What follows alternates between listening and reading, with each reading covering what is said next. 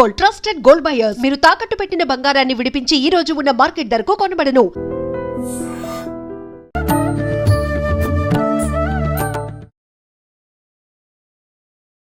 నమస్కారం, welcome to I dream. ధర్మ మార్గం విత్ విజిత కార్యక్రమానికి స్వాగతం.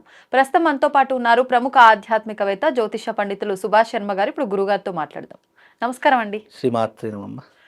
గురుగారు, మనం లేటెస్ట్గా ఒక న్యూస్ అయితే వింటున్నాము. శివుడు మూడో కన్ను తెరిచాడు అని చెప్పి పొద్దున్నుంచి ఆ న్యూస్ అంతా కూడా హల్చల్ చేస్తుంది సోషల్ మీడియాలో.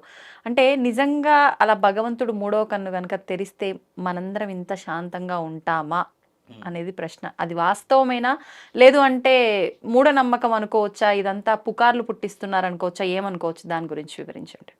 చాలా మంచి ప్రశ్న. నేను కూడా ఉదయకాలం నుంచి చూస్తూనే ఉన్నాను. సోషల్ మీడియాలో చాలామంది హల్చల్ చేస్తున్నారు. నిజానికి ఇదంతా అవాస్తవమైనటువంటి మాట. శివుడికి త్రినేత్రం అనేటటువంటిది తెరవడం అనేటటువంటి అసాధ్యం. ఒకవేళ ఆయన త్రినేత్రం తెరిస్తే భూమండలాలన్నీ కూడా భస్మం అయిపోతాయి. శివుడి యొక్క త్రినేత్రం అంటే ఏదో ఆ పిల్లలు ఆడుకున్నట్టు కాదు కదమ్మా. ఎందుకంటే శివుడి యొక్క త్రినేత్రం మనోనేత్రం అనేటటువంటిది ఎప్పుడూ కూడా శాంత స్వరూపంగానే ఉంటుంది. శివుడి యొక్క త్రినేత్రం అంటే అగ్నితత్వం కలిగినటువంటిది శివుడి యొక్క త్రినేత్రము. మనం ఒక సూర్యుడిని చూస్తున్నాం కదా, ఆ సూర్యుడు ఎంత వేడిగా ఎంత తాకిడిగా ఉంటుందో తెలుసు. అలాంటి 1,00,000 సూర్యుడులు కలిస్తే స్వామి వారి యొక్క త్రినేత్రం. ఒక సూర్యుడికి అంత శక్తి ఉన్నప్పుడు 1,00,000 సూర్యుళ్ళు కలిస్తే ఇంకెంత ఇది ఉంటుంది చెప్పండి.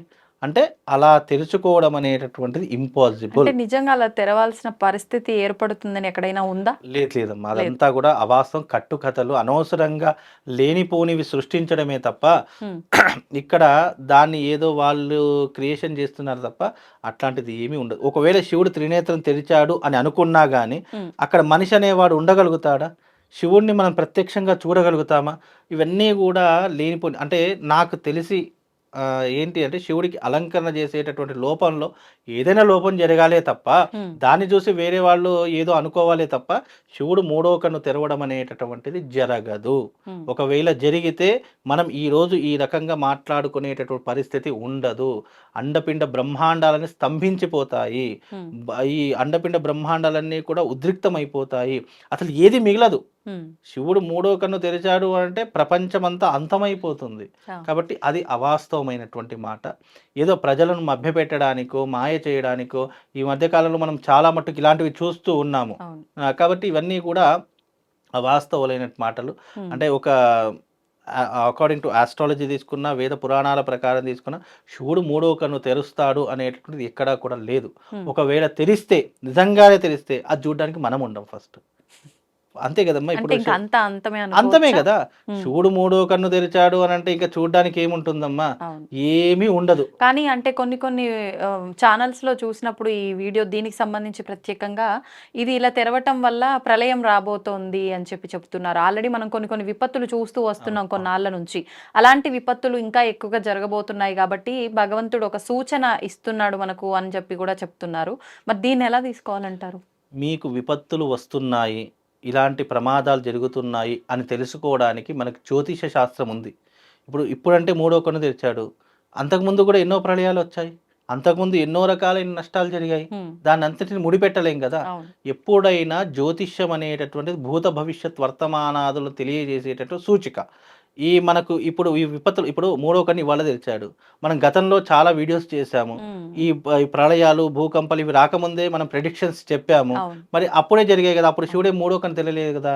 ఇవన్నీ ఏంటంటే పబ్లిక్ స్టన్స్, రేటింగ్ పెంచుకోవడానికే తప్ప అసలు నిజానికి శివుడు మూడో కన్ను తెరవడం అనేటటువంటి అసాధ్యం, ఇంపాసిబుల్. అది జరగదు. ఒకవేళ జరిగితే మాట్లాడుకోవడానికి మానవ మాత్రుడు ఉండడు. కాబట్టి ఇవన్నీ అపోహలు. ఇంకోటి, ప్రళయాలు అనేటటువంటి దేని ఆధారంగా చెప్తాము? అకార్డింగ్ టు ఆస్ట్రాలజీ మనకు గ్రహాల్లో జరిగినటువంటి మార్పులు, ఆ గ్రహాల్లో ఉన్నటువంటి ప్లానెటరీ పొజిషన్ యొక్క స్థానాలను బట్టి మనకు ఈ యొక్క విపత్తులు, భూకంపాలు, అలాగే ప్రళయాలు, దీనిని ఆ గ్రహాల యొక్క టాలీని చేసి ఎగ్జాంపుల్కి ఇవి చెప్తూ ఉంటాం. అవి ఆయా సమయానికి అవి జరుగుతూ ఉంటాయి తప్ప దానికి ఈ మూడో త్రినేత్రానికి ఎలాంటి సంబంధం లేదు. దయచేసి ఇలాంటివి క్రియేట్ చేస్తే భగవంతుడి మీద ఉన్న ఆ కాస్త నమ్మకం కూడా పోతుంది. అవును. భగవంతుడి మీద ఉన్న ఆ కాస్త నమ్మకం కూడా పోగొట్టే ప్రయత్నాలు ఎప్పుడు కూడా చేయొద్దు. అలా నమ్మే వాళ్ళు కూడా ఏమవుతుంది అంటే ఇక ప్రతి చిన్న విషయానికి భయపడిపోతూ ఉంటారు. అనవసరంగా వాళ్ళను మనమే భయపెట్టిన వాళ్ళం అవుతాము. వైజ్ఞానం విజ్ఞానం రెండు కలగలిపితే ఒక జ్యోతిష్యము. అలాంటి జ్యోతిష్యము, వేదము, ప్రామాణికం ఎన్నో రకాల సూచనలు మనకున్నాయి. మనమే ఆ రకంగా ప్రొజెక్ట్ చేస్తే మానవులు ఏ రకంగా నమ్ముతారు? అంటే నమ్మకం ఏదైనా ఇలా కోల్పోతాము. జరిగినప్పుడు అది వాస్తవం కాని విషయం బయటికి వచ్చినా కూడా ఏదన్నా ఒకటి చిన్న జరిగింది ఇష్యూ అని అంటే నిజంగా ఇది అలా చెప్పిర్రు ఇలా జరిగింది అని చెప్పి దాన్ని ముడి టాలీ వేసేస్తుంటారు చేసుకుంటారు. కదా. అది 100% వాస్తవం. అంటే ఇప్పుడు సడన్గా ఈరోజు మూడో కన్ను తెరిచారు. ఈ 2-3 రోజులు ఏదైనా శివుడు మూడో కన్ను తెరిచాడు కదా, అందుకే ఇలా అయ్యిందేమో, దానివల్ల ఇలా జరిగిందేమో అని అది సైకలాజికల్గా అది వచ్చేస్తుంది. అవును. కానీ శివుడు మూడో కన్ను తెరవడు, అది ఇంపాసిబుల్. తెరిచినా మనం చూడలేము, అది చూసినా కూడా మనం బ్రతకలేము. ఫస్ట్ ఆఫ్ ఆల్ నేను ఇంతకుముందు చెప్పా, ఒక సూర్యుడినే మనం చూడలేము. 1,00,000 సూర్యుడి యొక్క కాంతి తేజస్సుతో ఉన్నటువంటి ఆ త్రినేత్రాన్ని ఏ రకంగా చూస్తాను చెప్పండి. కాబట్టి అది అలంకరణలో జరిగినటువంటి. ఇప్పుడు నేను కూడా ఇప్పుడు శివుడు ఎక్కడో అక్కడ ఉన్నాడు, ఇక్కడ నుంచి ఎంతో మంది డిస్టెన్స్లో చూస్తున్నారు. అక్కడ నేను ఏదో చిన్న మెలకువ పెట్టి అక్కడ నుంచి ఏదో ధారలాగా కారుతున్నట్టు చేశాను అనుకోండి, చూసేవాడు అబ్బా శివుడి కన్ను నుంచి ఏదో కారుతుంది అని చెప్పేసి అది కూడా వైరల్ చేసేస్తూ ఉంటారు. కాబట్టి ఇది ఇలా మనం అలంకరణ చాలా లోపం. చూసినాం. అంటే శివుడి విగ్రహం నుంచి శివలింగం నుంచి అని కాకుండా సాయిబాబా విభూది విభూది గారుతుంది. గారుతుంది అని చెప్పి, లేదు అని అంటే ఏదో దానికి పాలు గారుతున్నాయి అని అవును చెప్పి అవును అవునండి. ఇలా రకరకాలుగా చూసాం మనం. అవును అలాంటిదే ఇది ఒకటి అనుకోవచ్చు అంతేగాని ఇది వాస్తవం కాదంటారు. వాస్తవం కాదు. అలాంటి ధోరణిలోనే ఇదొకటి జరుగుతుందే తప్ప నిజానికి శివుడు మూడో కన్ను తెరవడము ఇంపాసిబుల్. అది ఎంతమంది డిబేట్లో కూర్చున్నా నేను మాట్లాడతాను. ఎందుకంటే ప్రామాణికం లేకుండా, ఆధారం లేకుండా మనం మాట్లాడకూడదు.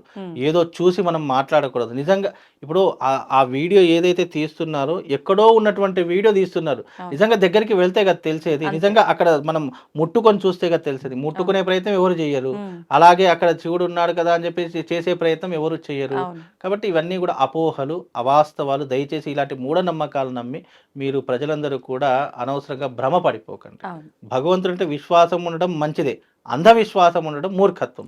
కాబట్టి మూర్ఖుల్లా కాకుండా విశ్వాసంతో ఉండండి. భగవంతుడు మూడో కన్ను తెరవడము ఇప్పుడే కాదు ఎప్పటికీ కూడా సాధ్యపడదు. ఒకవేళ అలా తెరిచాడు అని అంటే గనక కల్కి సినిమా చూశారు కదా, భూమి మొత్తం అంతమైపోయి ఎలక్ట్రికల్ మిషన్స్ వచ్చేస్తాయి అప్పుడు. అట్లా ఉంటుందండి. అంటే ఈ కలియుగ అంతంలో ఏమైనా జరిగితే జరగొచ్చేమో కానీ ఇప్పుడైతే కలియుగ అంతం జరిగిన అది కూడా ఒక క్వశ్చన్ మార్క్. కలియుగ అంతం జరిగిన మన భూమి మీద ఉండేటటువంటిది ఏకైక క్షేత్రం కాశీ క్షేత్రం. కాశీ అసలు కాశీ ఎప్పుడు అవతరించింది అనేది ఇప్పటికి కూడా హిస్టారికల్లో లేదు. శివుడు ఎప్పటి నుంచి అయితే ఉన్నాడో కాశీ అప్పటి నుంచే ఉందట. శివుడు ఎప్పటి నుంచి ఉన్నాడు ఎవరికి తెలుసు చెప్పండి? ఎవరికి తెలియదు. అప్పటి నుంచే కాశీ ఉంది. సృష్టి ఆరంభం నుంచే కాశీ ఉంది. పాండవులు వెళ్ళారు, రాముడు వెళ్ళాడు, ఎంతో మంది వెళ్ళినటువంటి కాశీ క్షేత్రం. అంటే రాముడు వెళ్ళిన కాలం నుంచే కాశీ ఉంది అంటే ఇక అంతకుముందు ఎన్ని యుగాల నుంచి ఉందో తెలియదు మనకు. కాబట్టి కాశీ క్షేత్రం ఒకవేళ ఈ ప్రపంచానికి ప్రళయం వచ్చినా కూడా శివపురాణాలు చెప్పింది ఏంటి అంటే కాశీ క్షేత్రాన్ని శివుడు తన త్రిశూలం మీద పెట్టుకొని దాన్ని రక్షిస్తాడు అని చెప్పేసి కూడా మనకు శివపురాణంలో చెప్పినటువంటి దాఖలాలు. అక్కడ ఉన్న ప్రజలు కూడా ఏమవ్వదా?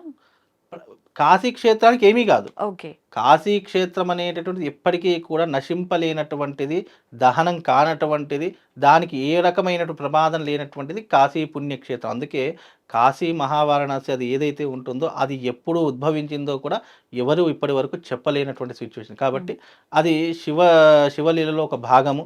శివుడి యొక్క లీలలు తెలుసుకోవడానికి శివుడు ఉన్నాడు అని నిదర్శనం ఏదైనా ఉందంటే అది కాశీ క్షేత్రం విశ్వసిస్తారు చాలా మంది. అట్లా. ధన్యవాదాలండి. తవ్వండి, తవ్వుతూనే శివలింగం. సరే దాన్ని అట్లా కప్పేసేయండి, చూపించదండి. Krishna is there. మూర్తి పూజ కాదు, సాక్షాత్ బ్రజేంద్ర నందన భగవాన్ ఉన్నారు మూర్తిలో. ఏమీ ఆశించకుండా ఆరాధించే వాళ్ళు కూడా ఉన్నారా ప్రభుజీ? నిజమైన భక్తి అంటే మనకు తెలియదు కాబట్టి